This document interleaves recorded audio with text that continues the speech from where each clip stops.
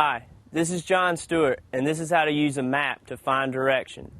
If you have a map and a compass, you can lay that map out and find your way wherever you need to go. The first thing you need to do is just lay your map out on a flat surface and then get your compass out. Line your compass up with north and get it pointing in that direction. Your map's then going to have a point that points north on it. Line the map up and the compass up and get them pointing in north.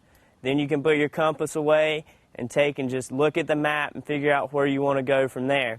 Once you've figured out where you need to go, you can then take your compass, lay it back on the map, point it towards that area you want to go, and it's going to tell you, hey, you need to go 98 degrees in that direction, and you can take and use the measurements from the key to figure out how many miles you need to walk or drive in that direction to find your way of where you're trying to go.